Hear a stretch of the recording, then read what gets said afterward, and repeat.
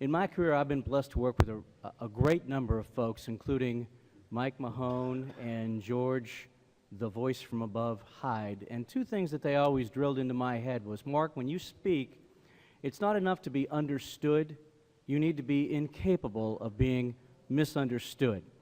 And I say that because this morning, as we get into this, for a lot of you, this is a review. I mean, you know what? The basics are the basics. So my goal this morning is to make sure that if you're new, maybe you're going to pick up some new things. If you've been doing this a while, the goal here is to help you remember the things that you did when everything was easier for you, when you were on top of the game and everyone looked at you in the market and said, that person's the best. How many of you have ever seen the movie Secondhand Lions? Anybody? Okay, everybody needs to go get that movie. If you don't own it, go get it, because there's a scene where Robert Duvall and Michael Caine pull a gun on a salesperson as he comes up to sell him something door to door. And Michael Caine looks at him and he says, man, this guy is good. My question to you, for all of you in the room, is what do your clients say about you when you leave? Do they look at you and go, man, this person's no ordinary salesperson? Well, prospecting the right people and then getting them to give you the most valuable asset that they have, which is their time. Paul, I could give you $1 million and you could give it back to me with interest. Now, it ain't going to happen, but I could. But if I give you my time, the best I can hope to get out of it is to have you say that time was well worth it. So that's what we're going to talk about here. As Taz did here, we'll put the watch down because we certainly do not want to run late when there's a breakup after this. We say getting more appointments more easily. If anyone ever told you getting an appointment was going to be easy, they lied. What was one of the first things you remember your parents teaching you when you were a little kid? Don't touch the stove, don't cross the street by yourself, and don't talk to strangers. What did your clients' parents teach them? Same thing. Don't talk to strangers. Was that stranger danger? And there's none of us stranger than those of us in media sales. So we have this thing ever since we've been kids about we shouldn't talk to people we don't know. And yet every day you're charged with doing that. Not an easy task. All right. This always comes up because when I'm done with this, people will always say, Mark Levy said not to make in-person cold calls. That's not the case. I do believe there is a time and place for this, so I'm going to cover this just right now off the top. Okay, if you're going to make an in-person cold call, and I hope that you will, they said it earlier, take a look at yourself first, okay? Do you look at 4:30 in the afternoon, if you've been rode hard and put away wet, do you look like somebody that's worth anything when you walk into the client's place of business? Take a look at that mirror, comb your hair, pull your tie back up, and don't look like you've been kicked in the head all day long. I like to suggest you walk in with a business card in your left hand, because then you can shake with your right. It's not polite to shake with your left hand. And what you're going to do is you're going to introduce yourself to the person in the store and basically just say who you are, who you're with. And of course, we want to ask for somebody. We want to ask for the person we want to speak to, and we're going to talk about who that person might be, maybe a little bit of different slant from the folks that you're usually used to asking for. Who you are, who you're with, what you do. The purpose and benefit of the person that you want to meet with you, when you would be able to return, perhaps some references. You know, this business it's built on name dropping, so having some references at hand that you can mention, and then any extra value that you might be able to come back and bring with you. And we'll talk about what that extra value is. I'm not talking about giving something away that costs the station something, some mental extra value that you can bring with you. We love in-person cold calls, but you know what? You're probably going to cover a little bit more ground with the telephone. And you know what it's like. You've picked that time of day that you're going to make cold calls, and you're ready. Man, you've got your list, you've got your prospect list, you've got your coffee, you've got your mirror in front of the phone, you look marvelous. So you know what it is, you're jacked up, you're ready to go. And you start dialing, and you get no, no, no, no, no, no, no, no, no, no, no, no, no, no, no. And pretty soon, it's no 1,000 times no. So what do? Well, we're going to get up, got to get some coffee. Walk back, get a cup of coffee, and then, hey, there's John. He's got a new gadget. John, what's that gadget do? So we're going to spend a few minutes with John. And then there's Sally over there, and Sally made muffins, so we got to go have a muffin. And pretty soon we've killed an hour, and now it's 11 o'clock in the morning, and it's like, well, we really can't make calls now because, you know, a lot of people are going to start going to lunch right now. So I'll start making calls when they come back about 1 o'clock in the afternoon. 1 o'clock rolls around, and still with that resonating no, no, no, no, no, no, no in the back of our heads, 1 o'clock's like, well, they're probably not back from lunch yet. You know, it's a late lunch. 2 o'clock. By the time the day has rolled around, we've done about everything else we could do. We walk the station canary, it doesn't matter. And what have we not done? We haven't gotten back on the horse to start making more calls. And at the end of the day, that's what we feel like. Man, it's difficult. Why do clients not want to meet with us anymore? There are a lot of reasons. And these are some of my favorites right here.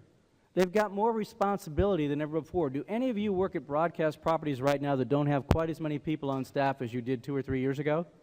Yeah, a couple of you do. So where does the work fall? On your shoulders. How about this? They have less support staff than ever before.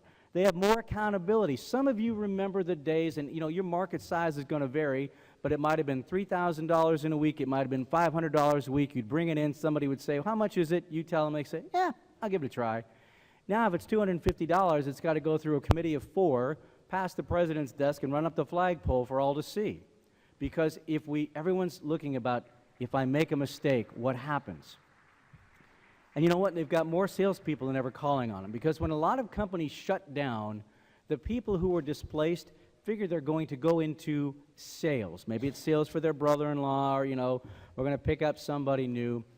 And we've got salesperson after salesperson after salesperson calling on them. And unfortunately, in this industry, we get this mindset that the only people calling on our clients all day long are broadcast salespeople.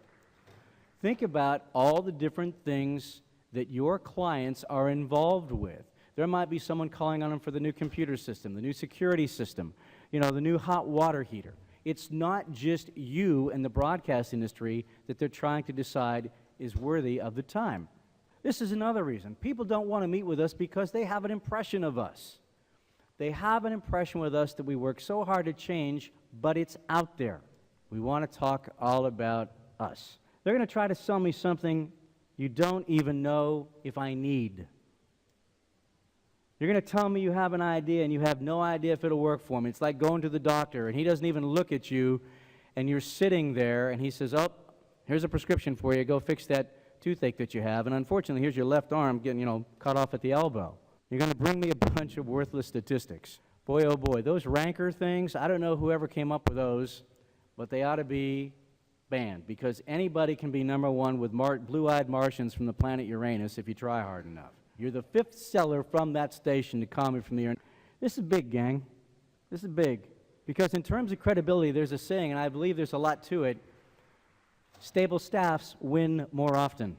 The stations that run into this place where we're turning people over and over and over, that really irritates our advertiser base. And then you get the hang-up. That's it. Don't want to talk to you. To get an appointment in this day and age, you got to be flexible. You know, and by the way, as we go through this, I hope you'll all know, if what you're doing right now is working really, really well for you, keep doing it. Please keep doing it. These are some ideas that you might want to infuse with what you do on a day-to-day basis to maybe make your things a little bit easier. We've got to be flexible, and we've got to be different and better, and there's Gumby with a hat on. There is a key to getting more appointments, and I'm going to ask a question right now. How many of you at the station do one-day telephone sales blitz to sell packages? Anybody? Few people will admit it. Some of you are going to have to go home and go to confession tonight. I have a great problem with that. I have a great problem with that, and I think that, you know, most of the time the packages aren't that big anyway, and we're going to leverage our potential relationship with the client based on 20 or 30 spots because we're trying to sell them, and they run those spots. We don't really know what they need. The spots run, and we go back in and they say, I tried radio and it didn't work. The key to getting more appointments, I'd like to suggest to you, is to stop selling. Stop selling. And again, for those of you that conduct the one-day sales, you can go back and you can tell your managers even. You know, Mark Levy suggested that maybe that wasn't the wisest use of our time. I'll take the flack for it, okay? I will. Before you pick up the phone, how would you like to be, say 90% ahead of your competitors out there? Well, you can, and it's real simple. Selling Power magazine once wrote that a good sales call should start with about 2 hours worth of research. You don't have time to research every client, 2 hours worth of time. But you know what? In the time it takes you to drink a cup of coffee, you have time to jump on that website or look in the yellow pages. If you haven't looked in the yellow pages lately, take a look at it. But doing some research is going to put you ahead of 90% of your competition. And if I can go to Las Vegas and gamble and know that I have a 90% better chance of winning than somebody else, that's worth a sawbuck or two. Before you pick up the phone, certainly we want to do some industry research. I remember when I started in this business, I knew nothing about jewelry, and the first store they gave me to call on was a jewelry store. I had to do some research to find out a little bit about the industry. Who are the key competitors? Here's a cool question to keep in the back of your mind when you're talking to your advertiser. When you lose a sale and it's not to an in-kind competitor, who do you lose it to? You see, a lot of folks have competitors out there in kind that they know about, but you, if you've done this for a while, you know if people don't buy a boat and they're going to spend that kind of money, what are some other things they might buy? Industry. Trying to know the decision maker's name. And we'll talk about who the real decision maker is in a moment. Certainly, if you can, visit the prospect's place of business, and I'd like to suggest you go in there incognito. You know, not like you look like a salesperson, but go in, walk around, see how you're greeted. At least visit the prospect's website. And again, check your mirror. Yes, if you're going to make a phone call, check your mirror. A very good friend of mine was sitting there next to me one day we were making calls. And he suddenly leaned over and said, "You are really just making horrible calls today." I think his exact term was, "Your calls suck pond water through a straw." And I said, "What do you mean by that? I'm on fire today, man." He said, "How many appointments you've got so far?" And I said, "Well, none." He goes, "I'll prove to you that you're not doing what you need to do." So as I am making calls on the phone, he drops a mirror in front of my face, and I'm telling you, I look like Frankenstein's monster. I wouldn't have wanted to talk to me. So I do believe that if you're going to make calls, you need to have that mirror in front of you. It's not for vanity's sake. It's how do you look? The way that you look and feel is conveyed over the phone, and the confidence that you can exude over that is priceless. By the way, one other thing about doing in-person calls, what happens when we get nervous to our voice? What two things happen? How about this? It gets faster, you get a little nervous, and your voice kind of goes up a little bit, sounds like Minnie Mouse on steroids. So a lot of times, if you stand up, naturally your diaphragm drops down, and your voice actually gets a little bit deeper. And if you remember that, if you've got your mirror there so you can kind of watch yourself to see if you're talking fast, that may help you too. Okay, who are we going to call for? Well, the Grand Poobah, the head water buffalo, the big cheese. You can see that I've got advertising placed all the way down to the bottom. And let's face it, most of the time when we call, we ask for the person in charge of advertising. And how often are we kicked back to somebody? Or if it is the person in charge of advertising, how often do they really have the power to make the decision? I like to change the game a little bit. And so when I work with the sales teams, I start thinking about, let's come up with some lists of people we might ask for instead. So who's in charge of increasing store traffic? If it's a car dealership or a big ticket item that they work on a rotation of salespeople, who's in charge of increasing ups? New customer or new patient acquisition? Customer or patient retention? Lead generation, billable hours, service calls. If you're calling on colleges, this is one, you know, I was always asking about who was in charge of tuition. Well, I had a college one time tell me, no, we don't care about tuition, we care about credit hours. Because if one person wants to come in and buy 10,000 credit hours, we're okay with that. It's still the same amount of money to us. And if I absolutely positively have to, who's in charge of increasing the advertising? Why should somebody meet with us? We need to develop that list. It's all about the client, not you. If you haven't done so already, you need to make a benefit list. Benefits always begin with you. When you meet with me, you will blank because we blank. This is a script that a lot of salespeople that I work with tend to use on the phone. You can see that we are going to give our name, but we're going to ask who it is that we're talking to. I don't want to tell them that I'm Mark Levy from WRDR right away, because at this point in time, they don't know who I am. I might be a client. I might be a potential customer, and you know what? Most business people tend to treat their customers a little bit better. So I get their name. Thank you. As I said, my name's Mark Levy, and I'm with WRDR. I wonder if you can help me, please. Asking for help is critical. That person at the front desk oftentimes is not asked for help. They are told, do this. So let's ask for their help. can you please tell me who's in charge of double X or triple X right there? And that's that list. Increasing lead generation, billable hours, store traffic. We get that name, and we're going to say, thank you, can you please put me through, and we're going to use the person's name. Once we get through, we want to make sure we're speaking to the right person. So we kind of started over again. Hi, Charlie, my name's Mark Levy, and I'm a broadcast marketing specialist with WRDR. I asked Sarah, who was in charge of increasing store traffic, and they told me you were. Is that correct? Since I'm asking for something different than advertising, they may need to check it out. They may send me to the wrong person, so I want to confirm who it is, and then from that, move on. I'm assuming right now that I have the right person. And now the process. What do I do, the purpose of the call, and asking for the appointment? I specialize in creating successful marketing campaigns for businesses in Grapevine, Texas. I'm calling to arrange a time for us to meet to determine if I can be a benefit to you and your business, because right now I got no idea. I don't know what you need, and for me to make an assumption that I know exactly what you want, well, you know what happens when we assume things, you know? And I'm going to ask if they would have a few moments, and I like the word moments, because how long is, we know how long a minute is. How long is a moment? We don't know. It's kind of out there. If we need to add some value, the RAB is a great source for this. When we meet, I'll bring some information on buying patterns, shopping habits, and trends in the XYZ industry to share with you. Where do you get that information? RAB's Instant Background, articles on demand, and by the way, if you can't find it there, there's this thing called the internet. I think it's here to stay, and you can Google trends in the pizza industry, trends in the furniture industry. You'll be amazed at what pops up. Even then, you still might get an occasional no. And let's think about what some of the things are that people tell us no. You know, too much money, budget's been spent, don't like radio, don't like you, don't like your station, don't like your dog. You know what that happens? There are a couple of ways that I've seen some really, really, really great sellers work through telephone objections. It kind of boils down into two manageable efforts. The first is to acknowledge and divert. And if we ever blow through a phone call where we're not paying any attention to what the client's saying, it's deadly. So let's always acknowledge. It sounds like you have a concern about X. Can you tell me a little bit more about that? John showed the wall earlier. When we're talking, the wall is up. When the client talks, the wall comes down. So let's ask, you know, tell me more. Get some information about that.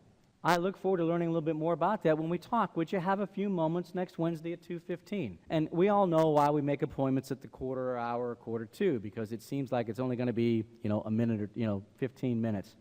The second option is frankly one that I like a little bit better. It's pretty much similar. It sounds like you have a concern about X.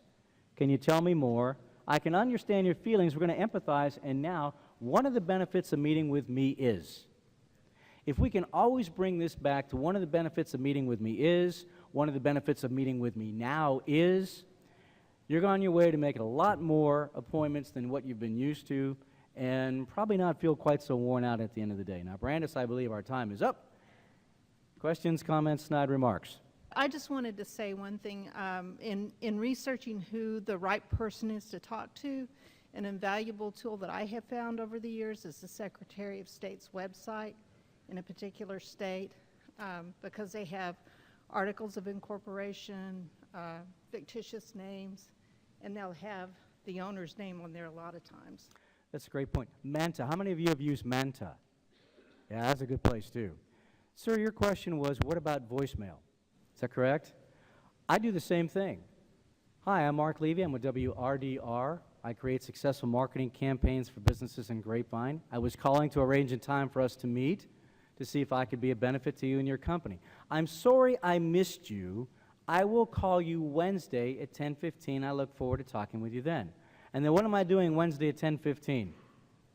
I'm making that call. And you know what? Even if I get voicemail again, I'm going to start it by saying, I'm calling as I promised I would.